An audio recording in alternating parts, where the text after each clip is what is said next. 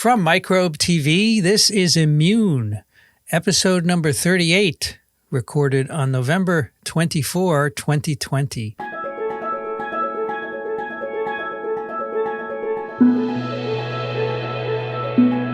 I'm Vincent Racaniello, and you're listening to the podcast about the body's defenders against disease. Joining me today from Ithaca, New York, Cindy Leifer.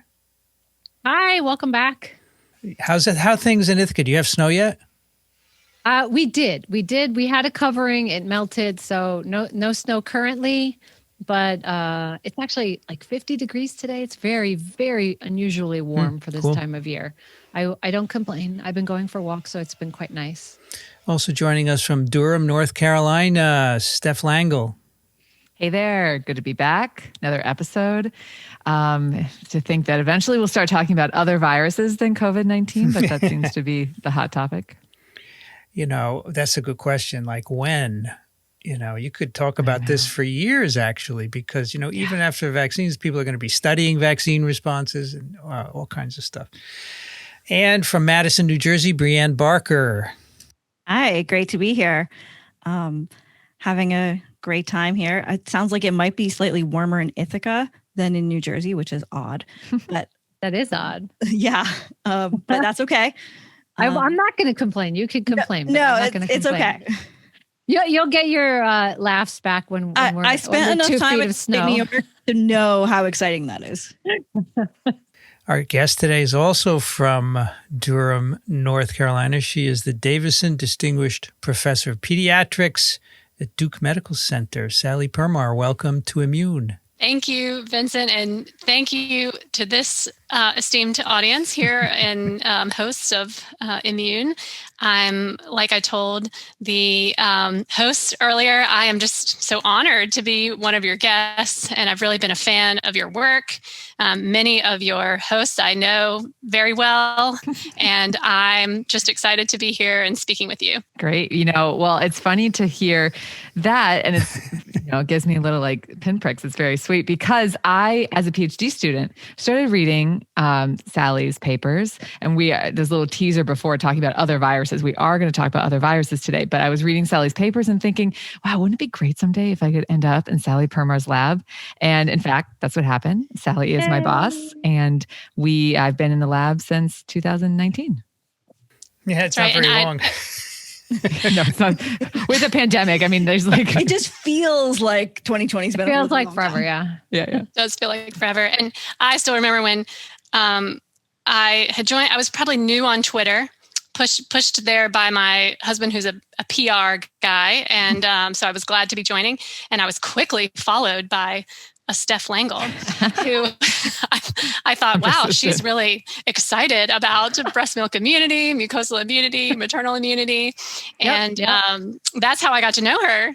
And then I visited Ohio State University, gave a talk there, and Steph came over from the vet school like an hour away, right? Yeah, I was at that branch. I was at a branch campus, which is where we did a majority of our work. We have BSL-2 and 3 ag facilities, so they require like tons of space. And we're up there, and I did drive down because I had to make sure to come down. Now, who hosted you that weekend? It was Jesse Quick. Jesse Quick, right? Who had previously been at UNC, and we had interacted through HIV research at UNC.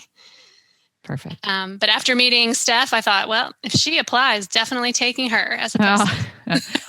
That's very nice. And this doesn't have to be like a Steph and Sallie fest. So we although I'm enjoying this very much. We could let you guys talk. It would be okay. We'll just have a side conversation. You know, when we heard all the stages of Steph's career, because when she joined Immune, she started it with us. She was a PhD student, and we heard her think about postdocs, and then Sallie, your name came up, and then she joined your lab. And so we're getting a history of Steph on Immune. Real time. She's a great role model.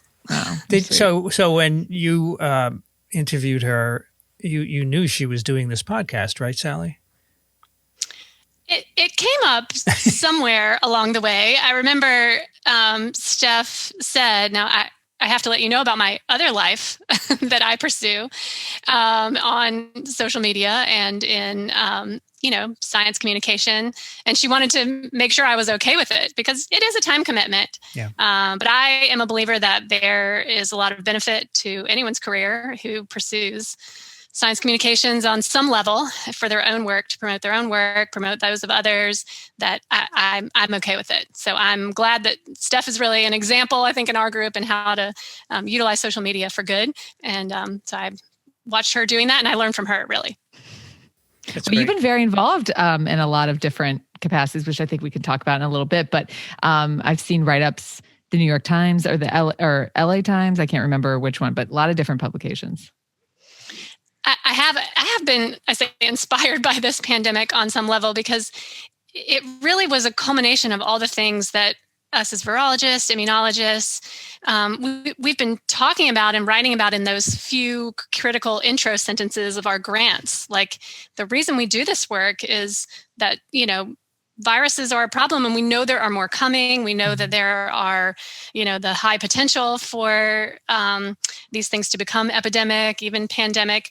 But when it happened, it felt like even we weren't prepared, and it felt like it brought together so much of my world, not just the science, but also how much it affected us as professionals, as mothers, parents, how, to explain to your friends what was going on, vaccinologists. And so I was inspired to write and talk to the world, as many people have been. And so I put my hand in on editorials and op-eds and opinion pieces that I hadn't done before. I'm really inspired by the pandemic. So, Sallie, let's start with a little bit of your history. Where are you from originally? I am from right here in Raleigh, North Carolina, the Raleigh-Durham area. So I was a public school kid from Raleigh, North Carolina. Neither of my parents were scientists, but I had some, very life-changing moments with teachers in my science courses throughout high school that made me think maybe science was for me, and went to Davidson College, which is a small liberal arts school outside Charlotte, where I solidified my interest in research. From there, one thing that I did in college, maybe that I can recommend to others once we're not under travel advisories, is I took the opportunity to go outside of North Carolina, which I really had not left for most of my life at that point. And I just felt like I needed to get out. And so I signed up for a summer experience in Mwandi, Zambia, a very far remote end of the world, where only recently had they gotten electricity out to the hospital that was there. Wow. And it was the mid-90s when the AIDS epidemic on that continent was really at its peak, and there was no treatment. And that really had an impact on me and what I decided to do with my career. So when you graduated, did you immediately have your next step planned? Somewhat. And then there were lots of pivots along the way. But yes, I came home from that trip because as I was there and thinking about all the suffering and really a missing generation of parents was really what was apparent there. There were lots of children who were sick from the virus. And then there were grandparents who were taking care of them. And it was, and their parents were sort of, wasting away, many of them. And so I thought, well, how can we address this situation? It seems so dire. And I thought, well, a vaccine is what would address this situation. And so I went home from that trip thinking, I want to work on vaccines, and decided to go apply for PhD programs in immunology as my next step. And you did that at Johns Hopkins, right? Yes. And while at Johns Hopkins, I had a wonderful mentor, or actually it was a coincidence how I found my mentor, that I was so intrigued by my experience in Zambia during just a short summer experience that I thought, well, I'd like to go spend more time there and really pursue research in earnest that takes more time than a summer. And so I signed up for several fellowships, or applied to several fellowships, ended up getting a Fulbright fellowship that I was able to go back to the University of Zambia and spend an additional year and I was working in the virology lab. And I had a great study planned. The Kaposi sarcoma virus had recently been described as a cause of an AIDS-related cancer. And there was this pediatrician in the University of Zambia, Professor Chintu, who was the department chair of pediatrics, actually, in the University of Zambia. And he had written a paper about how this virus may be transmitted from mother to child because he was seeing pediatric cases. And so I thought, I remember the conclusions of one of his papers that said more research needs to be done to understand if this virus can be transmitted from mother to child. And I turned that into a proposal. And I remember mailing him a letter to say, would you be my mentor? And he mailed me a letter back that said, yes. Just one word, yes. That letter. Yes. It was maybe a few more words than that. But yeah. I clutched that letter. And, when I received the Fulbright based on that proposal, I arrived in country basically holding a letter out saying, like, I need to know where Professor Chintu is. And found him. And he said, oh, great. We have lots of patients. Wow. Did you bring all your reagents? And I'll get you the blood samples. And I thought, like, I just got out of college. Oh my gosh. I think I know how to do PCR, maybe, but I didn't bring any primers or. Oh, that's crazy. And so we realized that there was not going to be a lot I could do on the project I had proposed, but there were other projects that I could, learn from more experienced virologists. And I ended up working on a study that was led by Hopkins, studying measles in HIV infected children and how it presented differently. And that's where I found my mentor, that my mentor was actually working at the same virology lab in the University Teaching Hospital of in Lusaka. And so I started my PhD project really in that year and then went on to the PhD in immunology and microbiology at Hopkins. And that was with Diane Griffin? Is that who? That is Diane Griffin. Okay. Yes. Okay. So, a world-renowned measles expert. Right. And she is a physician scientist as well. Oh, okay. She was a neurologist by training and a virologist in her research, and really led, much of the work in describing who was still at risk for measles even after the vaccine was available, what we could do to get around maternal antibody interference that interferes with, measles vaccine being completely effective at the young ages. And it was really with Diane that I had my next pivot where I saw physician scientists working with her. They were pediatric physician scientists who were infectious disease fellows in training, and they were also working in the laboratory. And so they would go see a patient with RSV, a baby in the hospital with RSV, and then they would come back and study RSV in the laboratory. And I thought, like, wow, that is really cool. I want to be able to do that. And so I went to Diane during my first year of graduate school and said, I think I want to go to med school. And luckily, I think her being, having that experience herself of having both degrees, she said, that's a great idea. So instead of saying, oh, you can't go to med school in the middle of a PhD, right. She said, that's a great idea. I hadn't even taken the MCAT. So I said, I'm going to have to take some time off to study for the MCAT. So somehow made it work, applied to medical school in the middle of, or that first year of my PhD, and ended up finishing 2 years of my PhD and then going to medical school. However, not at Hopkins because I didn't get in, but I ended up going to Harvard. And when I went to Diane and thought, okay, if I'm going to go to medical school in a different city, first I said, maybe I should just get my master's because that was an option because I could still do research with a master's. And she said, nope, having the MD PhD was so important to my career. That's what you should do. And so she really supported me. And I said, well, can we find me a new lab in Boston? And she said, okay, that's a good idea. Let's find you a new lab to work in Boston so you can keep the work going while you're in med school. And that's where I was introduced to Brianne's mentor. Nice. Look at this coming full circle. In fact, I was excited to hear the first house you got first introduced to measles because when I met Sallie was the person who had sort of brought this measles project to the lab. And Sallie was sort of like the measles project in the lab when I joined later on. Oh, nice. I think everyone was a little nervous. It was their first respiratory virus, maybe, that had been studied in the lab. And yes, so the tie-in with Norm Letvin, who was a mentor to both Brianne and I, was that he worked on non-human primate models and of AIDS. He had discovered the SIV virus and that it caused an AIDS-like illness in monkeys. And so, had lots of work going on in vaccines and pathogenesis there. And that was a great story of how he discovered it, but perhaps not for air. Yes, it was a competition between a few investigators, including Norm. Yeah. So that is, one to discuss over a beer sometime, probably. So you and Brianne actually physically overlapped in that lab. We did. Wow. Yeah. Cool. So, I think because you were there both as a finishing grad school and then when you were sort of a postdoc and when you were finishing med school. Yes. So I started a rotation in the lab in the summer of 2003. And I think, so I preceded you maybe a little bit. So I was there maybe 2001 or so. Yeah. Yes. And I was there till 2009.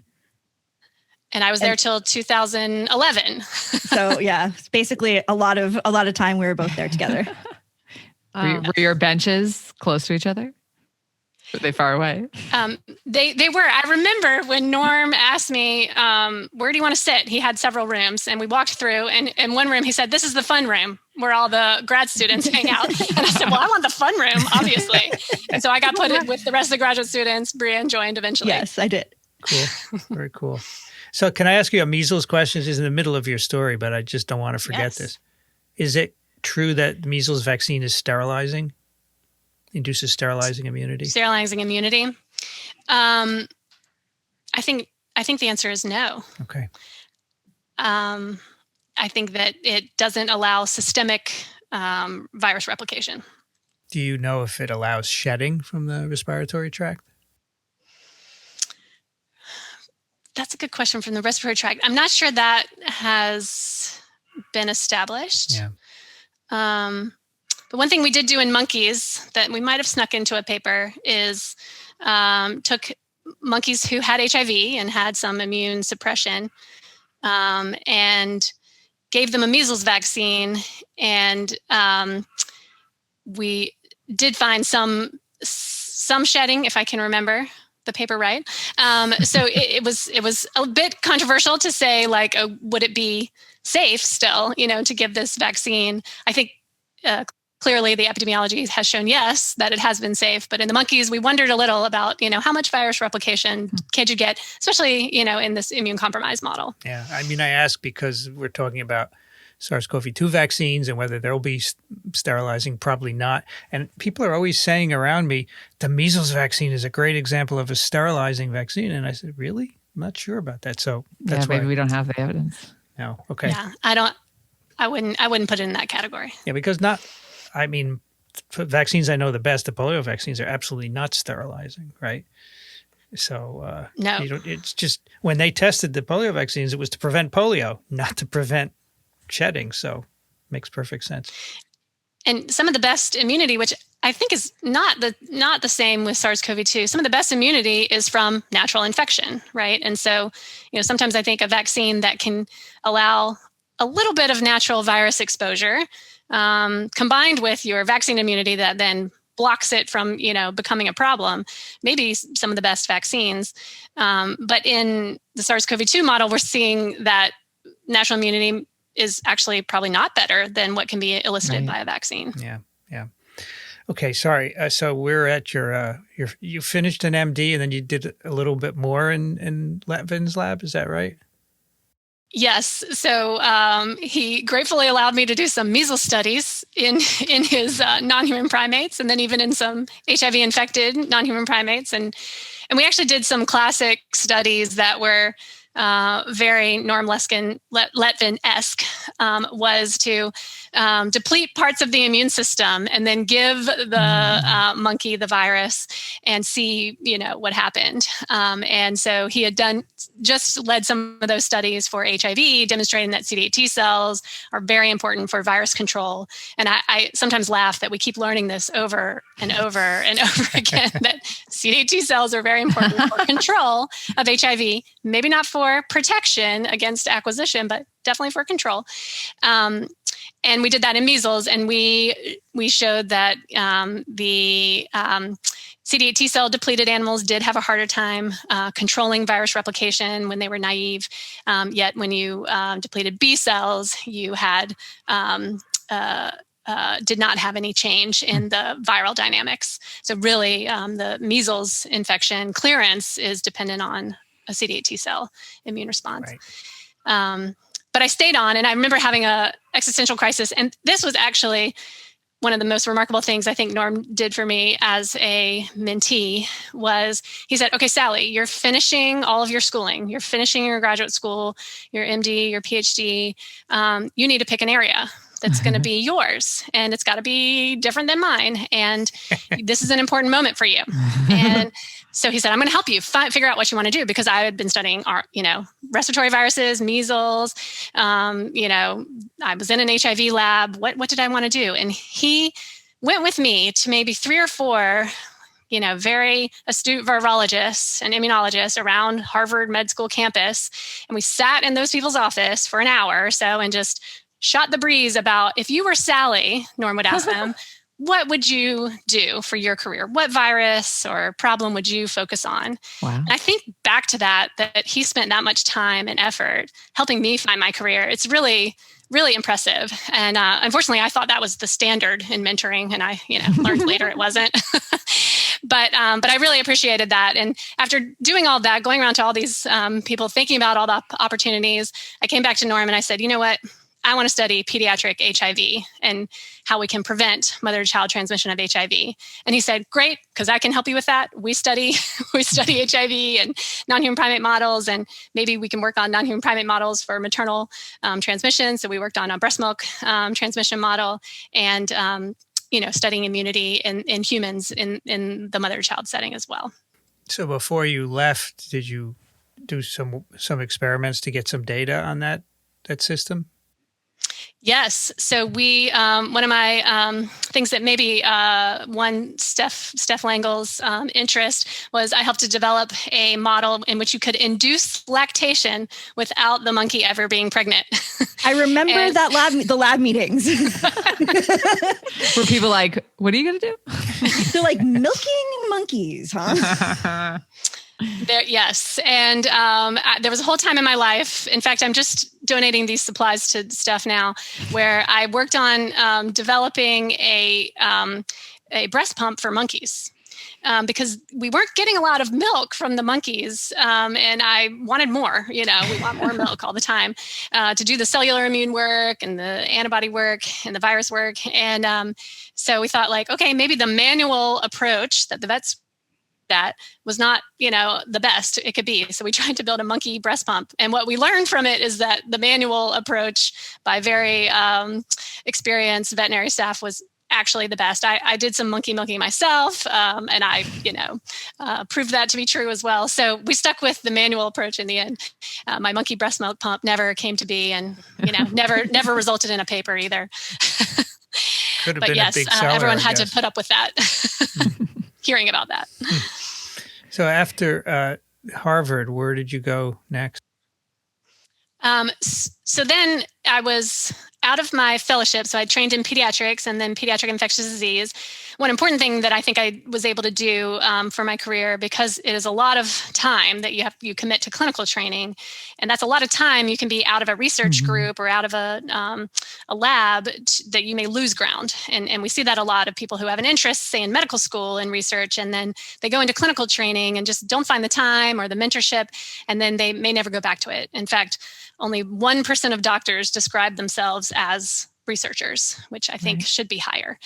And so one thing that I did was I did an integrated research residency where I combined laboratory research with my clinical training in pediatrics, and then pediatric infectious disease fellowship as well.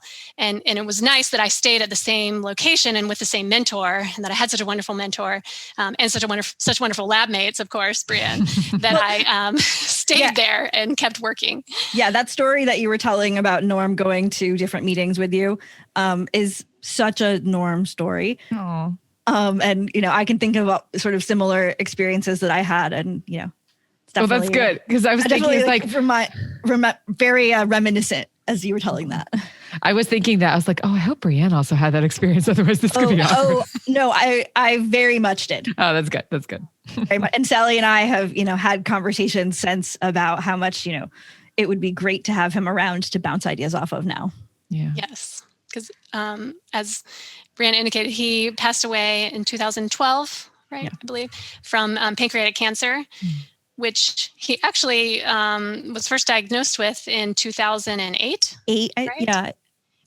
So lived a long time with that Wow. that disease, which usually it's much quicker than that to people succumb to it. But he what really kept him going throughout that time was he kept working. He kept meeting with mentees. I mean, I met with him maybe 2 months before he died, and I remember him telling me, I was telling him about my CMV work, which we can get to, and I told him about trying to develop a model of congenital CMV, and he said, "Sallie, that's a good idea." And like, I still remember that. And it was like 2 months before he passed away. So there's still like moments from Norm that pop up in my head, and like things little sayings he had that still guide me today. Yeah, no, my students have all learned many normisms that I still repeat. And just like Sallie, I think I last met with him about 2 months before he died. And I was telling him about deciding to be at primarily in undergrad institutions teaching, and he's like, "Good, you're happy." And that was sort of the last thing that he said. So Good, you're happy. I'm glad you said someone who you're had a happy. big influence on yes, both of us. huge influence. Nice. And so that you were going to tell us where you went next, I think, right? Yes, I'm almost to Duke now. Yeah. On the road to Duke. On the road to Duke. So yes, I went through my training. I was on faculty. Norm fought hard to, say, "Sallie, I had received a K award soon after my clinical training." And he said, "Sallie, you are at the level of an assistant professor." He put me up for assistant professor. Whole thing getting set up there as a junior faculty. And he gave me one of his very great technicians that I started working with. He said he handpicked someone for me. It was so wonderful. And then I had a tragedy happen in my life where my sister passed away from a early colon cancer. One of those early colon cancers that maybe sometime we can discuss. What is that? People in their 40s getting really bad colon cancer. I feel like, and it's a rising incidence compared to, the older age groups for colon cancer. I feel like it's a virus, but maybe someone smarter than me can figure that out. But anyway, I said, I need to move back to North Carolina. My sister left 3 young girls, and I wanted to go back, and my family was on board also because I had a newborn at that time. And so we want to go back to North Carolina and help raise my nieces. And so Norm said, "Okay, I will call my buddy at Duke University, Bart Haynes, who leads the Vaccine Institute there." And Bart and Norm were colleagues and had worked in the first version of the Center for HIV AIDS Vaccine Immunology, TWiV. One of the largest grant that the NIH had ever given was to Bart Haynes and a group of investigators, Norm being a key one. Yeah. And I had become part of that work. Brianne probably was even part of that work. I was. We were all on board. And so it was nice that Duke was able to recruit me from there. So that was my first faculty job. And I had a nice transition again, because my mentor really set me up with the right next set of mentors. Yeah. I mean, the two of them have worked together so well throughout so much of their career. I was actually an undergrad in Bart's lab, and he called Norm and said, "I have this grad student." Oh, look at that. Great for you. So That's so funny. I think a theme is that, having good mentors is key. And so when I talk to, grad students or people at other universities and they're trying to find their way, it's like, okay, if you're not one person can give you maybe everything you need, although maybe it seems like Norm was doing that for everyone. But you need to diversify your mentor, the people you look towards, because their networks are only, they're so big, and then your network only grows by their network. So, I think that's a key thing that we're learning about here. Yeah. So if not for your family situation, you might have stayed at Harvard most of your career, right? I might have. My husband was a Bostonian, and I was happy at Harvard, and things were going well.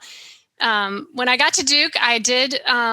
It was like a breath of fresh air having one medical school, one campus, a lot of very friendly people, as Southerners generally are. And, I think it was a great place for me to start a career, very collaborative. I think, with a system like Harvard it's very siloed kind of, and there's a lot of, I think there's challenge for junior faculty to make it through all the potential barriers.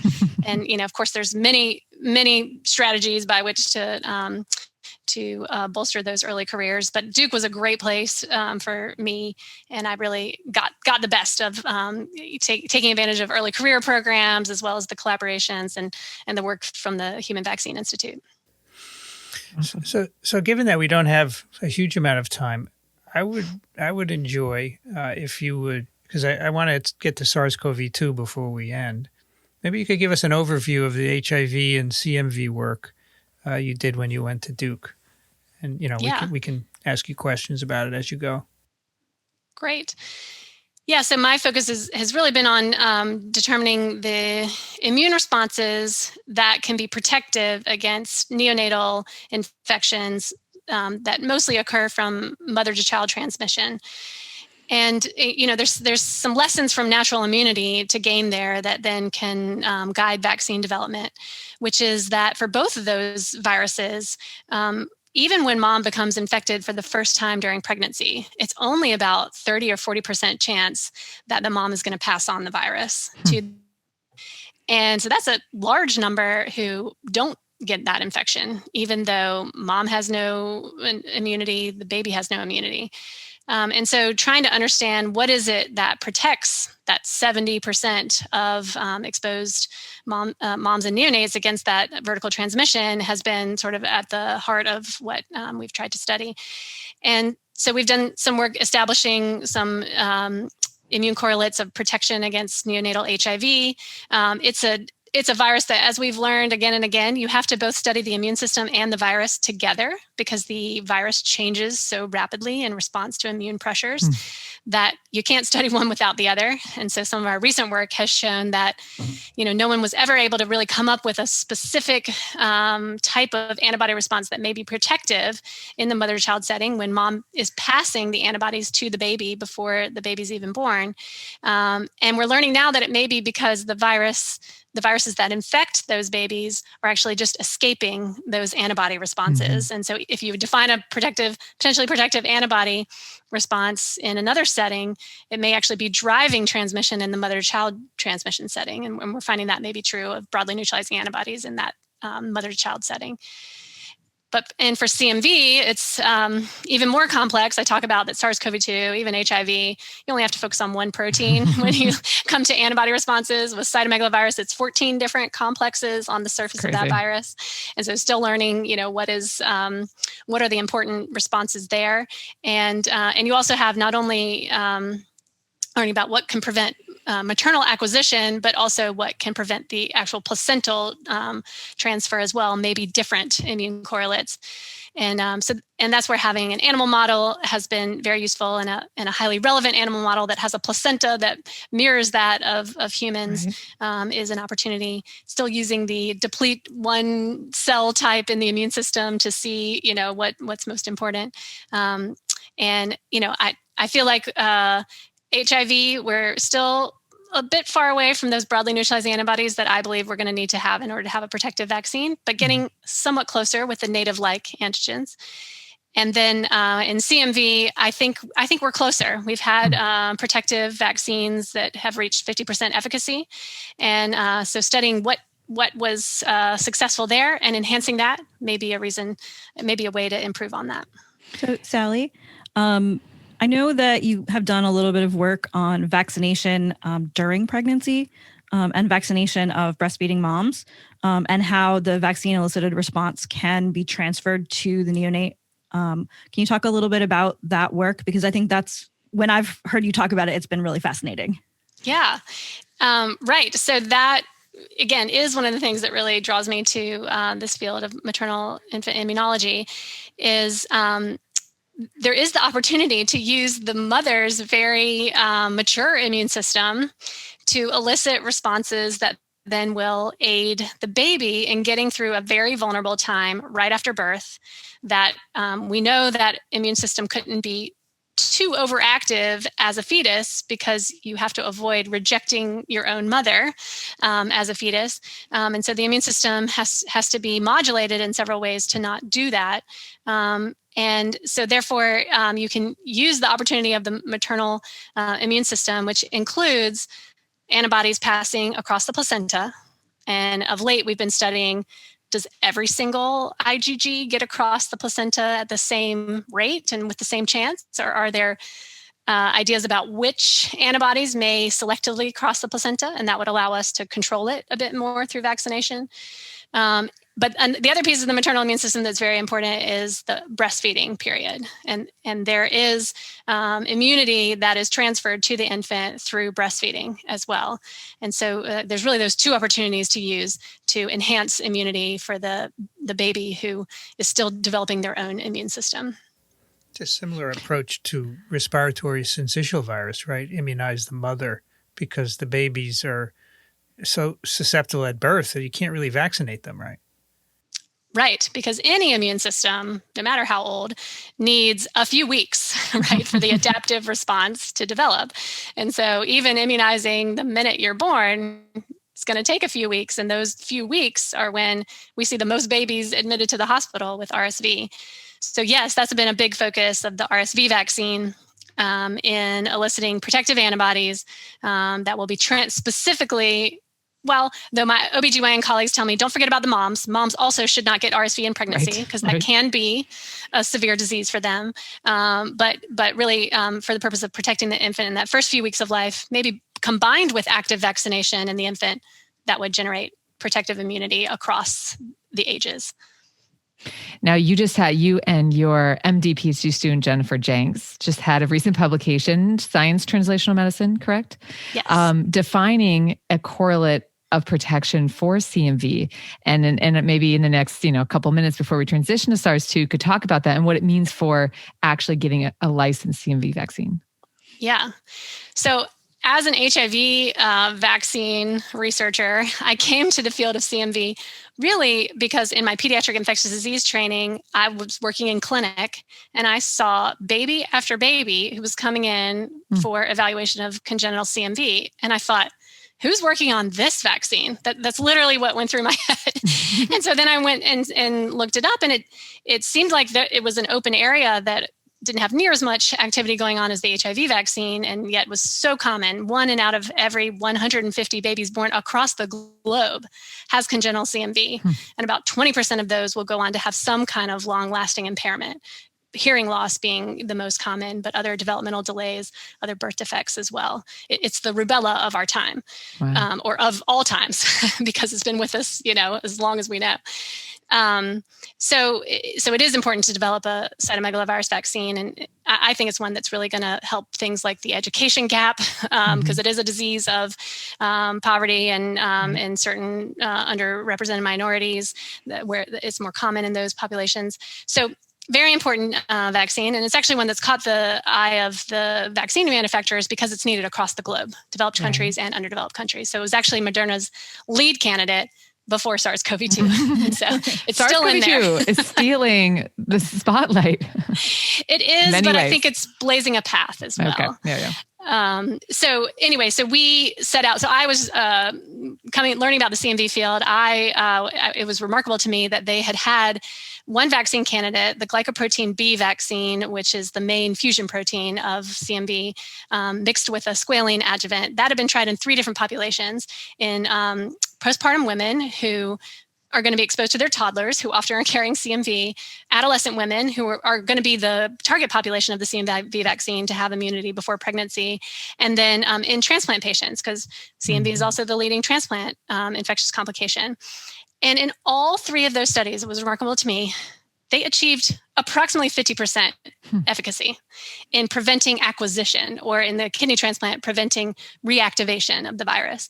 And so I thought, something must be real there if you've tried it in 3 different populations and got the same answer. But no one had looked at the immune correlates. And so a group in the UK was doing that with the kidney transplant group. And we worked with the groups that had done the postpartum and the adolescent vaccine and gathered together all the samples that were available, which was a Herculean task, actually. And then had enough power to do an immune correlate analysis, and really found that something surprising was, while the vaccine was a soluble protein and therefore likely in the post-fusion state, we know the SARS-CoV-2 vaccine is in a pre-fusion state when it's been designed. So this is a post-fusion vaccine that was given. We found that the antibody response, not to the vaccine itself, but the antibody response to the glycoprotein B expressed on the surface of a cell, was actually the immune correlate of protection. And so responding to the native conformation, probably of the pre-fusion CMV-GB, is what was associated with protection. So since people are infected relatively early in life with CMV, what would be the target age for vaccination? Would it be very young? And it would not just be women, I suppose, which should be everyone in theory. Yeah, that is the $1 million and probably more question for the vaccine manufacturers. So there's the CMV vaccine, or there's CMV transmission to the fetus when mom is infected for the first time. But importantly, and this took a while to get into the field, it's not like rubella, where natural immunity is not protective against the placental transmission. Even those that have been infected before pregnancy can either reactivate the virus or acquire a new strain, because it's not protective immunity. There is reinfection, and that may get transferred. That may get passed to the fetus.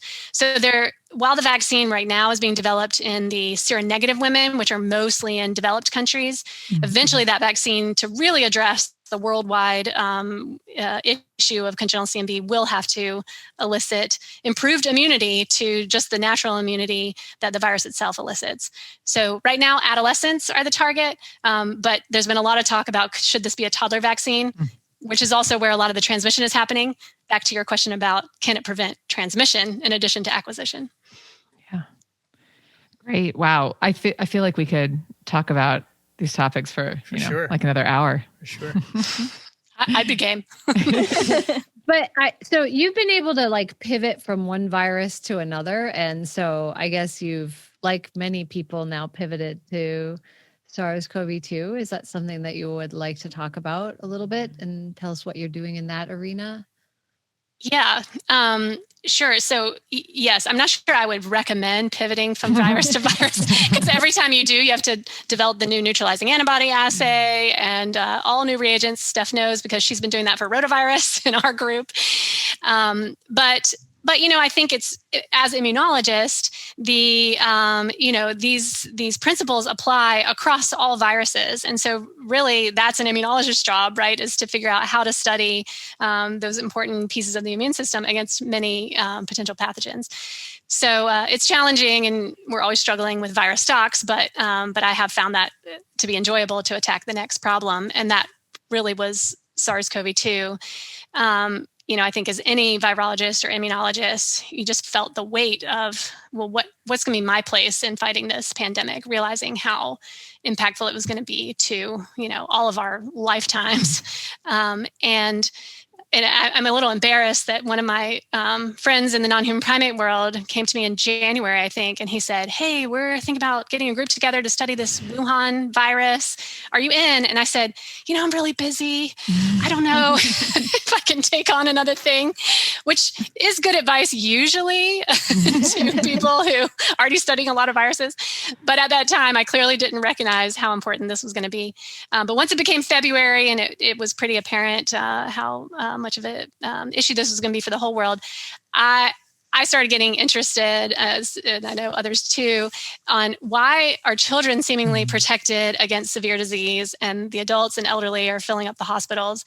Usually there is what we call a bathtub-shaped curve for respiratory viruses in terms of severity, heavy on the young and on the elderly. And this one is clearly just a curve to severity in the elderly.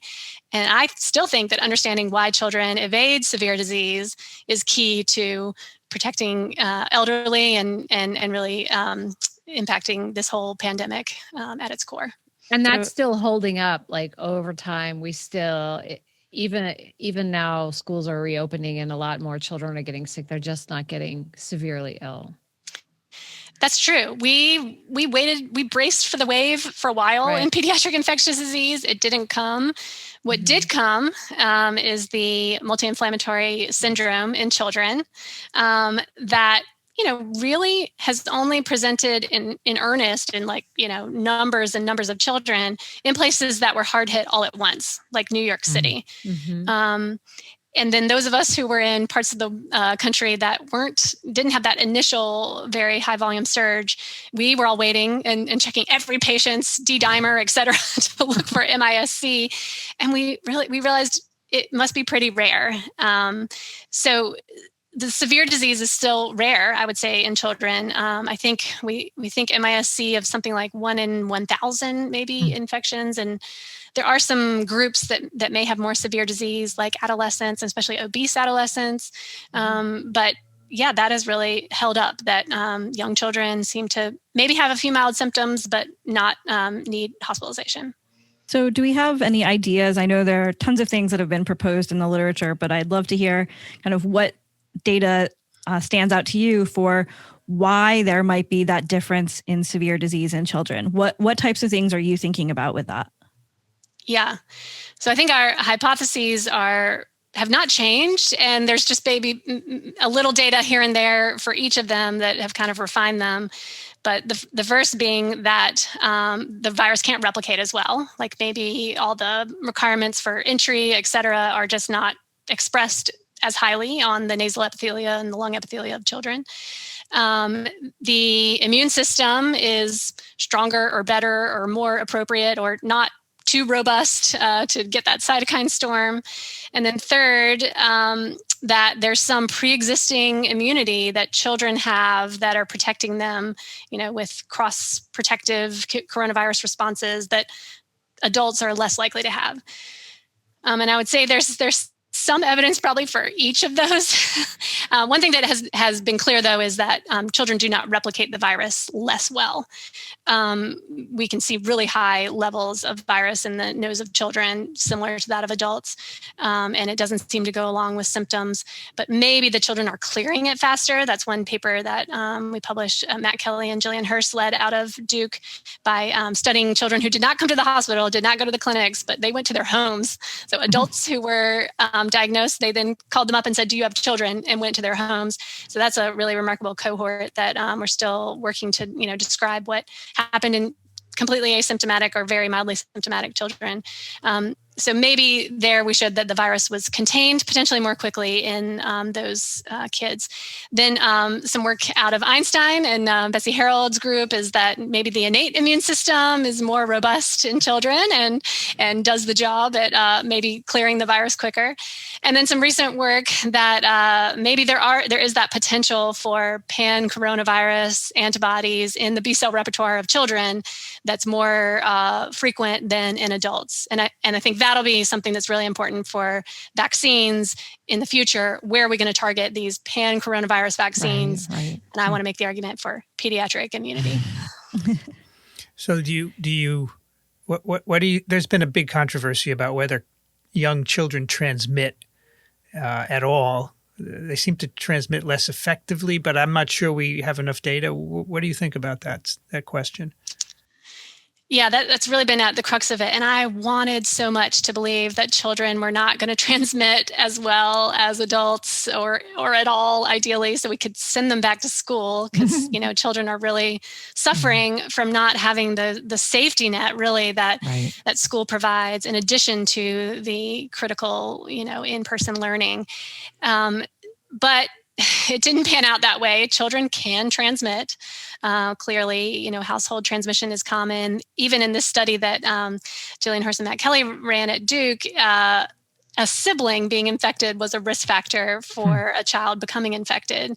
And, there have been lots of clusters where children have been the transmitter.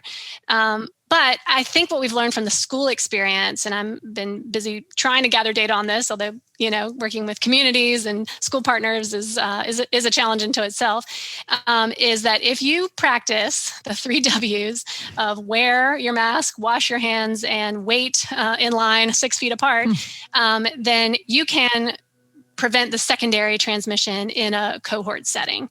So you can't necessarily prevent an infected child coming to a school campus, but it seems that if you are very diligently adhering to those infection control measures, you can prevent the secondary transmissions. And so I think that's the lesson that we've gotten from the school setting. Yeah. Oh, and those things are such a low, there's not an economic bar for those 3 things, right? And it's sad to me that there are school closings happening because of community transmission where the solution can be done in schools. You can do those 3 W's. There's a disconnect there. I would say, yes, everyone can wear a mask and wash their hands. I think the challenge, and especially in New York City, per se, is the spacing. So do the desks really have to be 6 feet apart? The number of times I have thought about that question is too many.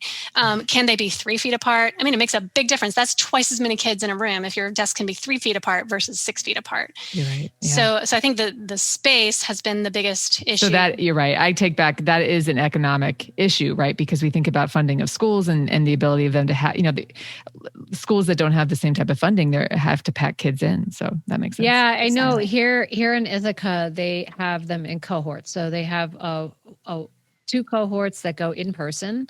And so one cohort goes Monday, Tuesday, another cohort goes Thursday, Friday. Everybody's asynchronous on Wednesday. And then there are the virtual learners. And it's about, if I have the numbers correctly, it's about 1/3 are completely home, at least in our high school. 1/3 are in the first cohort and 1/3 are in the second cohort. So, and that has to be at that level in order to have the distancing here. With a very large high school with a large outdoor campus, like 12 buildings connected together, a courtyard where they can go out and eat, even in winter. I don't know. We'll see how that happens. But yeah, I think that it's difficult for us here, even in this more remote area with fewer students, to handle that kind of thing. I mean, the high school is not particularly small. It's like 12 to 1,600 students. So that's, a good sized high school, but it's a physically large high school. But even then it's difficult. So I can't imagine what being able to do that kind of thing in a city where there's significantly more number of students attending. Right. Yeah. I think we still have a problem. Yep. We do. However, I have been dismayed at that schools have been closed when the places where we know transmission is happening, restaurants and bars, are still open. That is not listening to public health. That is not listening to the scientists. And it obviously about kids. It's not thinking about kids. It's not acting in the best interest of kids. And of course it has economic impacts. And that's where, our government, if it was working, would be giving stimulus to those, those businesses that are being affected and keep the kids in school. And we have really done a disservice to children through this pandemic, and we're going to be paying for it for years to come. Yeah. Yeah. New York City just closed its schools, but it's because they had a contract with the teachers union that above 3%, they would close them. They were trying to do it. And they think transmission is very low in New York City schools, although I'm not sure they're testing enough. Once a month, a fraction of the kids is not enough to know that. But the problem is when the kids get out of school, they forget everything that you've just mentioned, the 3 W's. And, I think that's where transmission occurs. That's right. Yeah. Big problem. Yeah. So I think if we could go back and do it right, we would get low cost, low sensitivity, even testing to schools. Yeah. We would prioritize schools being open, close other businesses, give them the economic relief they need. And we would have been paying teachers more from the beginning, because I think this was a breaking point for teachers. Yeah, absolutely. So giving them hazard pay and then never taking it away would have been different for children. Well, there's going to be another pandemic in 10, 20 years. You think we'll remember the lessons? I hope. Let's elect leaders who can remember the lessons. Oh my gosh. So. Okay, so Sallie, and so we're going to, maybe in the last 5 minutes, you can talk about your new exciting position. And I was just going to say, maybe you'll be there for 10 years and next pandemic will hit. You can run for president and then we'll vote for you. And then you can put those things into place. Well, can I ask one more SARS-CoV-2 question first? Yeah. Okay. So my other question was, what are your thoughts about the vaccine trials and whether or not kids are going to be vaccinated, and how Thank the you, Brianna. vaccination will work with kids? That is my platform. Thank you. Because if you hadn't asked it, I would have said, wait, I have one more thing. Yes. So I think another way that our system does not serve kids as well as it could is kids are often left to the last group that we think of in research studies. Same with pregnant women. A lot of it, I think, just trying to do the right thing in terms of safety. They can't consent for themselves. Right. At the same time, the paternalistic view is keeping the advancements in science away from children, and it's really kind of unethical in that sense as well. So clearly, kids are clearly being severely impacted by this pandemic, even if they're not in the hospitals because they're not in school. And they are, we're losing generations of time on the education gap, et cetera. So we have a responsibility to get these vaccines to children so that there is no concern about outbreaks from school. And also there are children who do end up in the hospital. We see them every week at Duke, and I'm sure in New York City, they'll be even more frequent, that are severely impacted by the virus. And of course, the multi-inflammatory syndrome that did prove to be very severe. So we have a responsibility to get these innovations to children. They were not the first group, obviously, that was vaccinated in trials, and I agree with that we need to get it to the those that are being most severely impacted, the elderly. Keep the healthcare workers working. But at this point, we know that they are safe and efficacious in adults. They should absolutely be trialed in children, and Pfizer is doing that. They're at least going down to age 12. Moderna is working towards opening younger ages. But the old way of doing it that I think we need to rethink, and now that we do warp speed vaccination, we should rethink this, is the age de-escalation. I don't think there's any scientific basis for that. That first we'll do down to 12, then we'll do down to age 6, then we'll do down to age 3. I don't think there's really a scientific reason for that other than somebody just came up with it.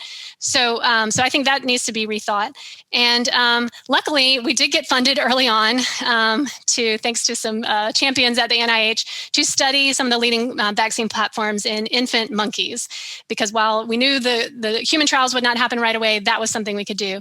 And stay tuned, because I do think that infants will respond well to many of the leading candidate vaccines. And we can at least first demonstrate that in a highly relevant model. And then I'm looking forward to those vaccines coming to fruition in the pediatric trials. And we won't make it for school this year, but I hope for everything that we have a vaccine to give them during the 2021-2022 school year. Yeah. So basically, kids are not getting vaccinated with this first round of vaccines because we haven't trialed them in the kids. And we're going to have to wait until we trial them in the kids, just for our listeners who are not up on all of this. Thank you. Yes. And I advocate for more quickly including children in vaccine trials. Did you want to comment on your next, what did you call it? Throughout your career, you've done these Pivots. Your next pivot? There we go. Yes, it's another pivot. Yes, so I have recently taken a role as department chair of pediatrics for Weill Cornell Medical School, as well as the physician-in-chief for New York Presbyterian Weill Cornell Pediatrics. And so this is a pivot for me because it includes overseeing all 3 missions of a academic medical center for pediatrics, including research, clinical care, and teaching, training the next generation of pediatricians. And while I have done a lot of the research end and a lot on the training end, running clinical operations will be the add-on for me. I've been a physician, practicing pediatric infectious disease physician for a while, but overseeing all of the primary care, the specialty care for a lot of the sector of New York City is an exciting opportunity. I'm thrilled to be joining that institution. Really an amazing place to pursue research, and just such an opportunity to make a difference for so many children throughout the 5 boroughs and beyond. And so I'm really thrilled, but it certainly will be a pivot. Well, you got to be so consistent, lean into those right? pivots. Would that be a piece of advice you would say, Sallie? Surely, because I can tell you that when I arrived at Duke 9 years ago, no way did I think I would ever be a department chair. No way. I was fighting for my life, really, as a junior investigator, trying to get that first grant. And once I got a hang of that part, I did look up and say, well, how can I start to change the system for the next group of people who come through here? Because again, I think there are too few of us, right, who are pursuing this work. And obviously the pandemic caught us off guard. That should be a sign. So I do think I was able to look up from, just writing grant after grant and experiment after experiment to say, how can I potentially change the system? And that's how I got interested in administration. I've led some work in physician scientists at Duke and children's research. And those things really led me to say, but what if I could bring in the clinical operations to say, how can you really pair the advancements in the clinical side with the advancements from the research side, and then put training in the middle of that? And it's really, an amazing opportunity to make a difference in how we administer care, how we, achieve better health and prevention of disease as well. I can imagine Norm would be super psyched. Brianne, that when I told Bart, our other shared mentor, that's exactly what he said. Yeah, He sure. said, Yep. Well, Norm is smiling down, and I do yes. believe that. if you ever find yourself up at my neck of the woods, since you're working with New York Presbyterian Hospital, then let me know, and maybe we can record an episode right in my office. That'd be I would love that. That'd be like in a year or two when we're starting to do normal things again. Well, good luck with that. Yeah. Thank you. It sounds like It's a great place to be up there in that area right there with Sloan Kettering, Upper East Rockefeller, Side. Cornell. Yeah. Yes. Hospital. I was going to say, Cindy and Sallie. So, I know that they're two separate institutions, but you would be considered under the same umbrella of Cornell. Yes. So there is, two things. One, that's where I did my PhD. So I know quite well. Nice. And 2, there is a huge force to try and integrate the two institutions. So there's a lot of money put towards this academic integration between Weill Cornell and Ithaca campuses. So there's a lot of opportunity, especially you should come up and visit the immunology community. We have the Center for Immunology. We don't have to, broadcast all of the wonderful, cool things about Cornell, but there really is a vibrant immunology community connected between the two. That's really exciting. So it'll be welcome to have you. That's great. I think we've just found our next grant writing endeavor is a shared campus immunology grant, I think. Nice. And yes, the NYP also wants to combine its campuses, make them even closer and more in line, especially for pediatrics. So I will be doing a lot with Columbia also. Great. Looking forward. Well, Sallie Permar, Duke University, thanks so much for joining us. It's been great. Yeah, Thank you for having me. Pleasure. Wonderful to hear your story. Well, thank you. Best hour I've spent of many days. Good. Glad to hear it. Glad to hear. Bye-bye. Thank you all so much. Bye. Good to see you, Sallie. Bye-bye. Thanks. Good to see you, Bye. Brianne. Well, that was fun. That was great. Yeah. Very interesting career, right? Yeah, I think there's a lot to be learned about the pivoting, the mentorship. Oh yeah. Sallie goes a mile a minute, and so for me as a trainee, it's been, I've learned a lot. It's been sadly a short amount of time that I've been with her, but I've learned a lot for sure.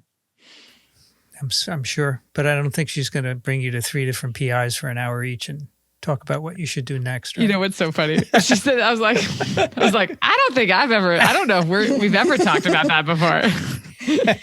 Oh no, that's a very, very Norm thing. Okay, I'm like, I can come up with a whole bunch of similar things that happened to me. Oh, that's good. Also it's a thing of the past, unfortunately, because the field was smaller and people knew each other more. Right. Nowadays, you don't know many people. You can't just walk into someone's office for an hour, and you can't do it. People are too busy, and there are a lot of more of scientists, and we don't know each other. It's too bad in a way, because that's a great way of mentoring, for sure. Yeah, I mean, the thing that we really had as a benefit was that at that time, they had recently gotten that grant that she mentioned, the TWiV grant, that was so huge. And so that basically meant that Bart and Norm and all of those people in that group didn't have to write grants for a while. Yeah, nice. That's crazy. And so a lot of the time that they had previously spent writing grants, they devoted towards mentoring us. Yeah, that's interesting. So we were really lucky. Brianne, when you were in the lab with Sallie, did you know she would do really well one day? Oh yeah, Sallie was very clearly sort of an all-star in the lab, and I she didn't mention it, but I know that she had some collaborations with some groups in Africa while she was at Harvard, and so one of the things that I remember her lab meetings talking about milking monkeys, and everyone sort of making different faces. But I also remember once that she was trying to go do some experiments and brought in a suitcase and was like throwing serological pipettes in a suitcase to try to figure out how to have that experience where they said, okay, where are your reagents? Yeah. So crazy. And so, there are lots of little things, but she was always, really fantastic and really clearly going to go very far. By the way, the experiment she was talking about with non-human primates and measles, where you deplete, B cells and T cells, those must be going on now with SARS-CoV-2, because you can infect. I would think so. It would really. Oh, I'm sure. I don't know which group, but I'm sure they are.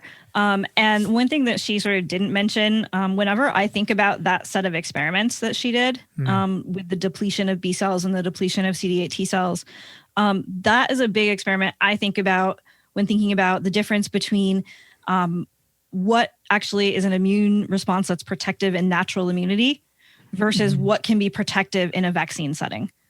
Because those papers showed dramatically the importance of CD8 T cells in controlling infection in natural infection.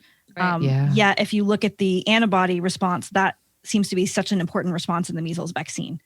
And so whenever I think about the fact that a protective immune response in a vaccine, the response that has to be there when the virus comes to the door is different than the type of response that has to happen to get rid of the virus. The first paper I always think of is that paper of Sallie. Interesting. Yeah. I think, I always break that down when I teach that. There's immune defenses that prevent new cells from being infected, or like if you're exposed newly, prevents that infection, versus eliminating or already established infection within a cell. Yeah, you've said that. They're really Cindy. two different things. Yep, exactly. And that's why we have two parts of the immune system to complement each other. That in grad school was kind of where I got it, was from that study. You have said that, Cindy, that if you've already got a bunch of infected cells, the antibody's not going to help too much. So you need CTLs to get rid of them. So it's very interesting. She mentioned Diane Griffin. So when I was a PhD student, the dogma was antibodies prevent infections, which is pretty much, for the most part, still true. And T cells help you recover. But Diane Griffin did an experiment in mice with Synbis virus, which showed that antibodies are actually essential for recovery. In a it's a mouse model for a disease that doesn't happen in people, but so there are some cases. I guess the contributing factor would be that antibodies can go intracellular. In her case, the disease was a nervous system disease. And so she showed that antibodies actually get into the CNS, and and they cure infections somehow. That was Beth Levine's work, by the way. And also that, there's this antibody-dependent cell cytotoxicity that people kind of ignore, but that can be a major part of defense. So it's not that T cells do this and antibodies do this, but, they can both to some degree help with both parts of the prevention and elimination. So ADCC is where the antibody and a cell can collaborate to kill an infected cell, right? So the way I look at it is it works best with a envelope virus, right? Because envelope virus need to decorate the surface with their glycoproteins so that they can bud out. Right. But you've got antibodies, the glycoproteins, because that's the way they work, is they bind to the virus. But if the surface of the cell looks like the virus, you bind the antibodies, and then all the other cellular mechanisms that will detect that, macrophages eating that, complement activation, or NK cell activation, the NK cells, they all can attack that infected cell that's now coated with antibody. Right. Yes. We're always It's remembering not a very it. commonly referred to mechanism, but Yeah. It's one of those things that, we need to remember the antibodies do more than just neutralize. When I teach my slide on how antibodies work, that's part of it for sure. It's not just, absolutely. and it's worse that most people think antibodies block uptake of virus into cells. Okay. They think, it makes sense that it blocks, the antibody binds the receptor binding protein and it blocks attachment. It's not the only way, but so many misconceptions. Yeah. But that's why we're here to reverse them. Okay. That was a cool episode. Thank you, Steph, for arranging that. That was really really fun. appreciate it. Yeah, good. I'm glad you guys had a good time. It was fun. She's just great. Great conversationalist, really interested and passionate about science. I love it. It's really good. Good. All right. That's Immune episode 38. You can find the show notes at microbe.tv/immune. And I remind everyone that there's a new Instagram account for microbe.tv. It's being curated by Lauren. She's doing a great job summarizing every episode of all the podcasts and getting people involved and engaged. And if you have questions or comments, immune@microbe.tv. If you'd like to support us right now through the end of November, if you go over to parasiteswithoutborders.com and donate to them, they're a 501(c), so your donation is tax deductible. They'll match your donation and give it back to us. So that's pretty cool. That's parasiteswithoutborders.com. Cindy Leifer's at Cornell University on Twitter. Cindy Leifer. Thanks, Cindy. Thank you.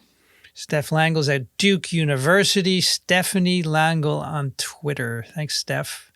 Yeah, thanks. This was fun. Brianne Barker's at Drew University. BioProf Barker on Twitter. Thanks, Brianne. Thanks. It was great to be here. I'm Vincent Racaniello. You can find me at virology.blog. Music on Immune is by Steve Neal. Thanks for listening to Immune, the podcast that's infectious. We'll be back next month.